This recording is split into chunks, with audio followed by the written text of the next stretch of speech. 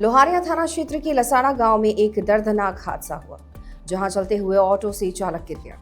इस हादसे में चालक को शरीर के कई हिस्सों पर गंभीर चोटें आई हैं। हादसे के तुरंत बाद राहगीरों ने एम्बुलेंस को सूचना दी।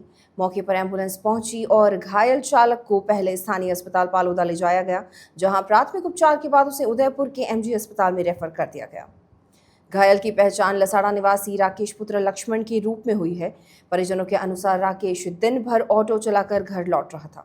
इसी दौरान चलते ऑटो से संतुलन बिगड़ने के कारण वह नीचे गिर गया और घायल हो गया। एमजी अस्पताल में उपचार के बाद डॉक्टरों ने राकेश को वार्ड में भर्ती कर लिया है। राकेश पिता लक्ष्मण कौन से गांव का है? लसाड़ा। और ये घटना कहाँ घटी? लाड़े पेट्रोल पंप है। लसाड़ा को पेट्रोल पंप के पास क्या हुआ है?